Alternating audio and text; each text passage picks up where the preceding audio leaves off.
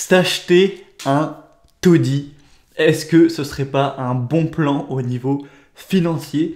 On va parler de ça aujourd'hui. Alors avant de commencer, si ça résonne un petit peu, tu m'excuseras, tu vas sûrement te demander, en tout cas si t'es un habitué de la chaîne, c'est quoi ce décor, qu'est-ce que c'est que ce bordel, t'as déménagé? En fait, pour te le dire en 20 secondes, il y a des travaux chez moi, là où j'habite, de plomberie. Donc, j'allais pas tourner la vidéo avec le plombier qui fait son taf derrière. Donc, ce qui fait que pendant quelques jours, je viens la journée travailler dans la maison de mes parents. Donc là, je suis juste dans une chambre de la maison de mes parents, qui était l'ancienne chambre de mon frère, qui n'est plus occupée depuis.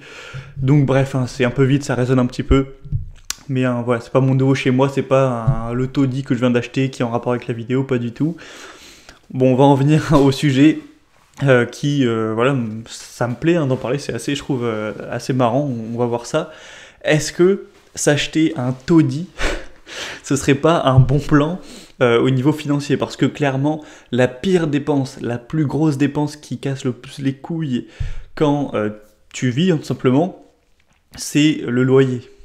C'est pas le prix que tu payes de l'assurance de ta voiture, c'est pas le prix que tu payes quand t'es abonné à Netflix ou je sais pas quoi. Le plus gros en général, normalement, c'est le loyer qui souvent fait facile 50% de tout ton budget, etc.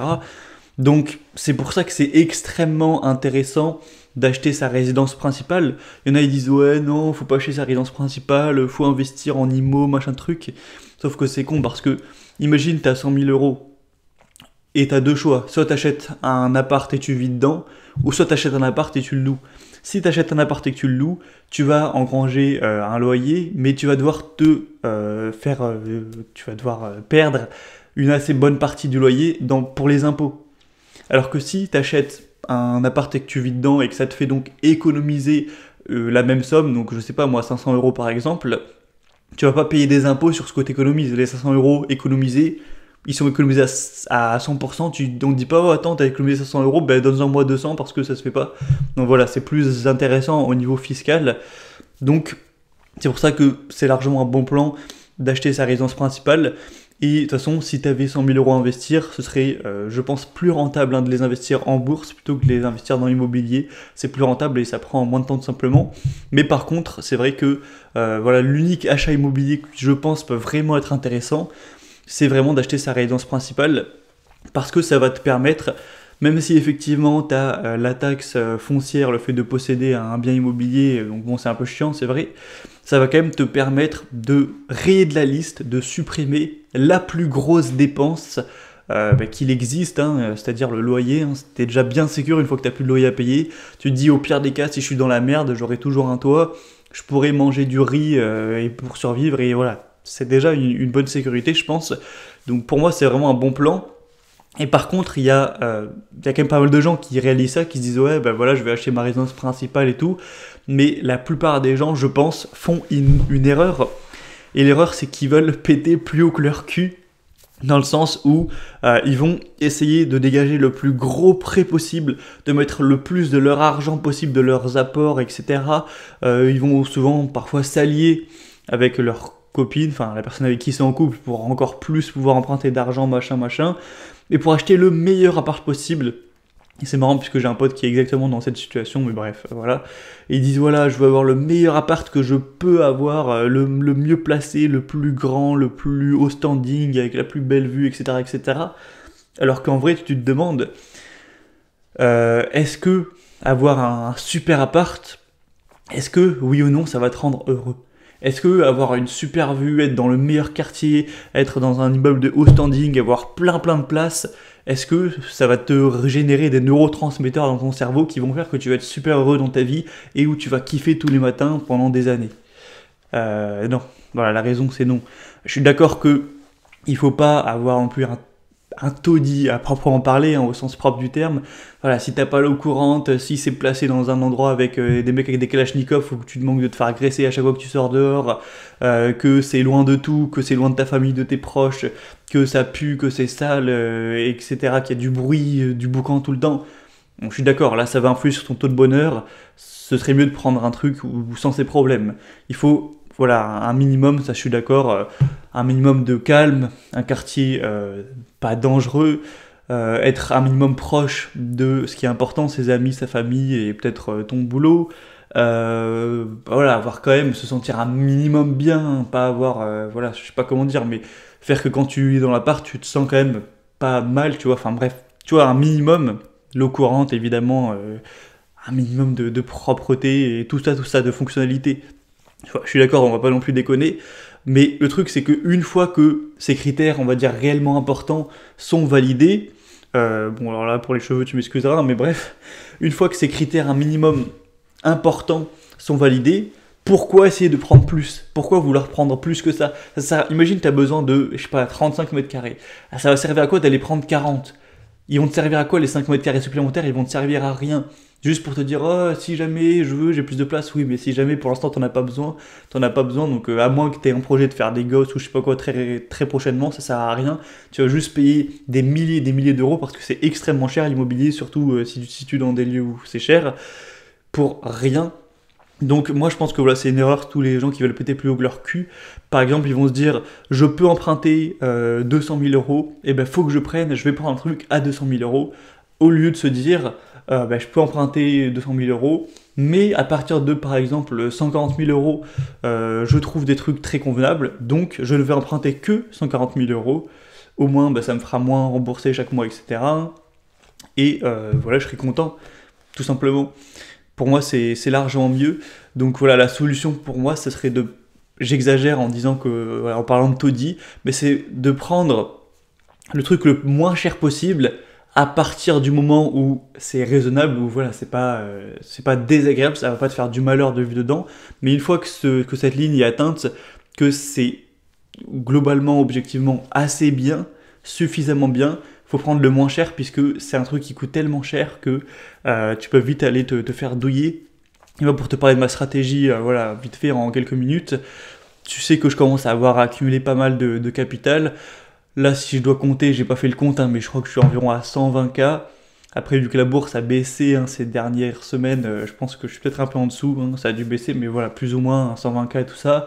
Ça continue évidemment d'augmenter normalement, avec mes investissements et avec le business qui rapporte de l'argent tous les mois, même si bon, hein, je paye pas mal d'impôts, etc., etc. Et du coup, maintenant, je vais avoir plusieurs choix. Hein, imagine là dans, je sais pas, dans 6 mois, parce que voilà, au bout d'un moment, va falloir que je déménage. Imagine dans 6 mois, j'ai par exemple 150 000 euros et je me offre deux choix. Soit j'utilise les 150 000 euros, donc tout mon argent, pour acheter un super appart, ou soit je prends seulement, imaginons, 100 000 et je prends un truc qui est plus correct et du coup ça me permet de garder 50 000 euros. Ça fait que je vais sacrifier entre guillemets un peu de confort, avoir un truc moins grand, moins bien placé, avec une moins belle vue, ce que tu veux. Mais derrière, au niveau argent, c'est plus important. Enfin, c'est mieux puisque j'aurai 50 000 euros qui resteront disponibles, tout simplement.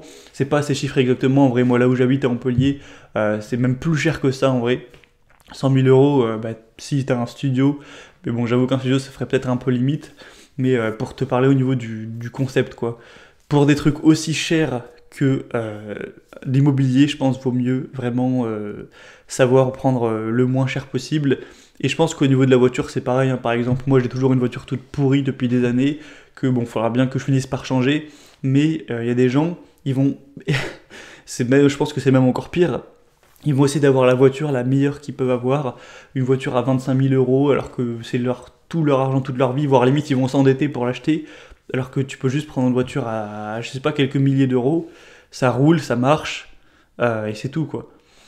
Et moi j'ai envie de dire, les petits plaisirs, les petits luxes, avoir une super voiture de sport, avoir un super bel appart luxueux, à la limite, ce sera peut-être la récompense quand tu seras multimillionnaire, que voilà, tu auras tout réussi, et là tu te dis, ouais, je m'en bats les couilles de 300 000 balles, je me paye un super appart, pourquoi pas si vraiment tu t'en fous et que t'es ultra riche. Mais tant que c'est pas le cas, ça n'a aucun sens d'aller gaspiller son argent dans ces choses-là parce que ça va pas te rendre plus heureux.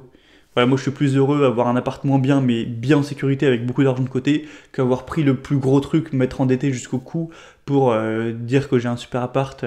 Mais bref, t'as compris. Voilà, c'est tout pour cette petite vidéo. Donc s'acheter un taudis, est-ce que c'est un bon plan? Moi je dirais que si c'est vraiment un taudis... Désolé, hein, je suis enrhumé en ce moment. Moi, je dirais que si c'est vraiment un taudis à proprement parler, que c'est pourri et que tu vas être malheureux d'y vivre, non, voilà, ça vaut pas le coup. Mais juste, faut se mettre quelques critères, et une fois que ces critères, un minimum raisonnable, hein, au courant de propreté, pas trop de boucan et tout, voilà, ça c'est validé. Sauf qu'il faut pas essayer d'aller chercher du luxe, des trucs inutiles, parce que c'est extrêmement cher, et plutôt ensuite avoir l'argent investi pour devenir plus riche, etc. tout simplement. Mais vraiment, voilà, s'acheter en tout cas un appartement pas trop haut de gamme. Est-ce que c'est un bon plan? Oui, puisque ça permettra de plus ensuite avoir à payer de loyer, ce qui est le truc qui fait rester le plus les gens dans la rat race. Le loyer, il faut que je paye mon loyer. Le jour où t'en auras plus de loyer à payer, tu seras déjà sorti un pied de la merde, quoi. Voilà, c'était donc tout pour cette vidéo. Alors après, hein, tu vas me dire, c'est un luxe de pouvoir acheter un appart cash. D'ailleurs, moi, je sais même pas si je vais le faire, mais bon, vu ma situation, avoir un prêt, c'est compliqué. Hein. Mais voilà, faut essayer en tout cas de faire le moins de prêts possible. Après, c'est pas dramatique, si vraiment tu as une situation stable, tu fais un prêt, c'est pas grave. Juste, faut faire attention avec ça, quoi. Donc si c'est pas encore fait, bien sûr, avant de te laisser, abonne-toi à la liste email.